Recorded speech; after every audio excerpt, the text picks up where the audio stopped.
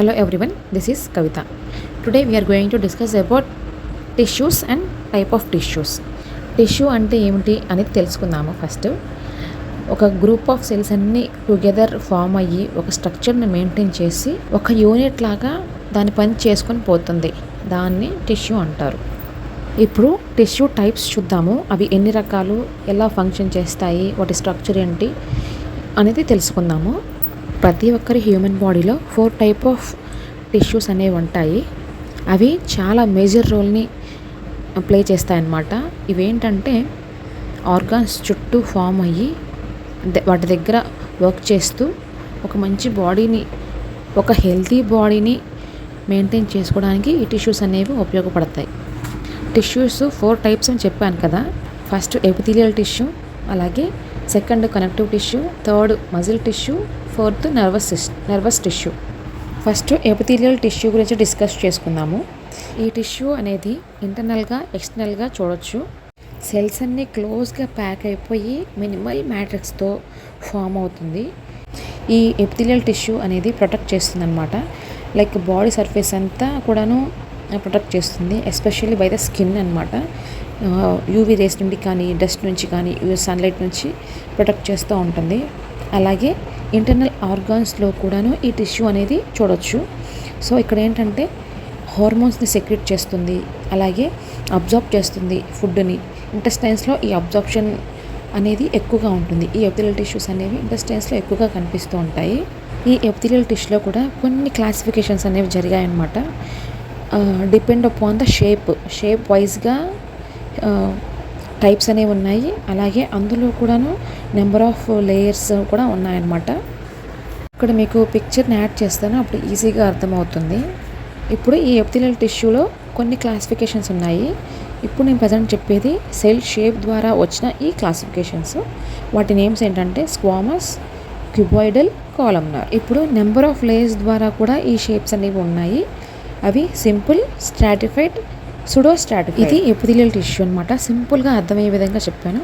ఇక్కడ మీకు పిక్చర్స్ కూడా యాడ్ చేస్తూ ఉంటాను, చూస్తూ ఉండండి, ఈజీగా అర్థమైపోతుంది. Next connective tissue. ఇది డివర్స్ రేంజ్ ఆఫ్ సెల్స్లో ఉంటుంది. డివర్స్ అంటే ఒకే రకంగా కాకుండా డిఫరెంట్ షేప్స్లో డిఫరెంట్ లక్షణాలు కలిగి ఉంటాయి ఈ కనెక్టివ్ టిష్యూలో. అవి లిక్విడ్ ఫామ్లో ఉండొచ్చు, జెల్ ఫామ్లో ఉండొచ్చు, సాలిడ్ ఫామ్లో ఉండొచ్చు. ఈ కనెక్టివ్ టిష్యూ ఎలా పనిచేస్తుందో తెలుసుకుందాము. సపోర్ట్ని ఇస్తుంది, అలాగే ప్రొటెక్షన్ని ఇస్తుంది, స్ట్రక్చర్ని కూడా మెయింటైన్ చేసుకుంటూ పోతుంది ఈ కనెక్టివ్ టిష్యూ. అయితే ఇందులో మెయిన్గా ఎనర్జీని స్టోర్ చేసుకొని ఉంటుందన్నమాట. ఎలా అంటే అడిపోస్ టిష్యూ ద్వారా, అంటే ఫ్యాట్ సెల్స్ ద్వారా, అండ్ న్యూట్రియంట్స్ని ట్రాన్స్పోర్ట్ చేస్తుంది. ఇమ్యూన్ సిస్టమ్కి చాలా హెల్ప్ అవుతుంది ఈ కనెక్టివ్ టిష్యూ అనేది. ఈ కనెక్టివ్ టిష్యూస్ అనేవి ఎక్కడెక్కడ ఉంటాయి అనేది చెప్తాను. కార్టిలేజ్ ద్వారా బోన్లో ఉంటుంది, డెన్స్ కనెక్టివ్ టిష్యూలో ఉంటుంది, అలాగే లూజ్ కనెక్టివ్ టిష్యూలో ఉంటుంది, అండ్ బ్లడ్లో కూడా ఉంటుంది. అయితే ఇక్కడ లూజ్ కనెక్టివ్ టిష్యూ ఎలా ఉంటుంది అంటే ఇది సపోర్ట్ చేయడంతో పాటు ఫ్లెక్సిబిలిటీని కూడా ఇస్తుంది. ఎస్పెషల్లీ ఇది ఫ్యాట్లో అలాగే స్కిన్ కింద ఉంటుందన్నమాట. అయితే డెన్స్ కనెక్టివ్ టిష్యూస్ అనేవి ఇట్స్ లైక్ కొంచెం హార్డ్గా ఉంటాయి.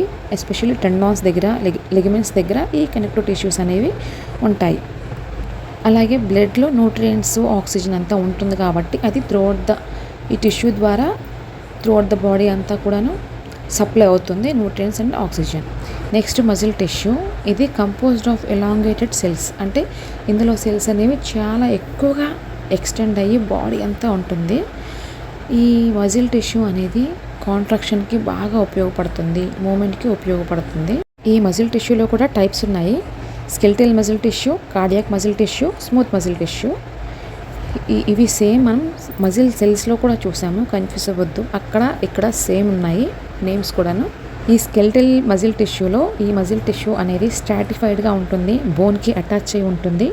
అలాగే వాలంటరీగా అది కంట్రోల్ చేసుకోగలుగుతుంది ఈ మజిల్ టిష్యూ అనేది. ఫర్ ఎగ్జాంపుల్, మన హ్యాండ్ని మనం మూవ్ చేసాము, అది మనం ఆటోమేటిక్గా మూవ్ చేస్తున్నాం కాబట్టే ఇక్కడ మజిల్ అనేది మూవ్ అవుతూ ఉంది.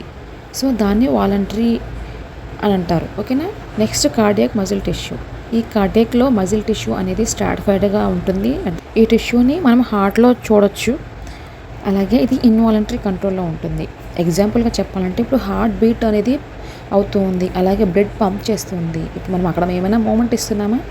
ఏమి ఇవ్వట్లేదు. కానీ ఆటోమేటిక్‌గా దాని పని అది చేసుకుంటూ పోతుంది కాబట్టి అది ఇన్వాలంటరీ కంట్రోల్‌లో ఉంటుందన్నమాట. Next smooth muscle cells. ఇవి నాన్ స్ట్రాటిఫైడ్‌గా ఉంటాయి. అలాగే ఇన్వాలంటరీ కంట్రోల్‌లో ఉంటాయి. హాలో ఆర్గాన్స్‌లో కూడా మనం వీటిని చూడొచ్చు. హాలో ఆర్గాన్స్ అంటే ఇంటెస్టైన్స్, బ్లడ్ వెసల్స్ అన్నమాట. వీటికి వాల్స్ చుట్టుపక్కల ఈ స్మూత్ మజిల్ టిష్యూ అనేది ఉంటుంది. Next nervous tissue. ఇది న్యూరాన్స్తో కంపోజ్ అయ్యి సిగ్నల్స్ని పాస్ చేస్తూ ఉంటుంది. ఈ నర్వస్ టిష్యూలో గ్లియల్ సెల్స్ అనేవి ఉంటాయి. అవి న్యూరాన్స్కి ప్రొటెక్షన్ని, సపోర్ట్ని ఇస్తాయన్నమాట. ఈ నర్వస్ టిష్యూ అనేది ఇన్ఫర్మేషన్ అంతా ప్రాసెస్ చేసుకొని అది సిగ్నల్స్ ద్వారా త్రూఅవుట్ ద బాడీ అంతా పాస్ చేస్తూ ఉంటుంది. ఈ నర్వస్ టిష్యూ అనేది స్పైనల్ కార్డ్లో, బ్రెయిన్లో, నర్వ్స్లో ఉంటాయి. ఈ నర్వస్ టిష్యూలో కూడా 3 టైప్స్ ఉన్నాయి. Sensory and motor and inter neurons. ఈ నర్వస్ టిష్యూలో గ్లియల్ సెల్స్ అనేవి ఉన్నాయి కదా, ఆ గ్లియల్ సెల్స్లో కూడా ఆస్ట్రోసైట్స్, ఆలిగోడెండ్రోసైట్స్, మైక్రోగ్లియా అనేవి ఉన్నాయి.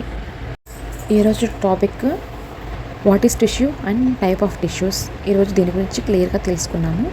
సో మీ అందరికీ అర్థమైంది అనుకుంటున్నాను.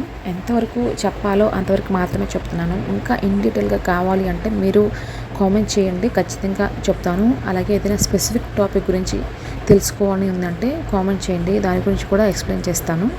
ఇలా మంచి నాలెడ్జ్ కోసం అలాగే ఎడ్యుకేషనల్ వీడియోస్ కోసం ప్లీజ్ సబ్స్క్రైబ్ చేయండి ది మెడికల్ స్పెక్ట్రమ్ యూట్యూబ్ ఛానల్ని. Thank you.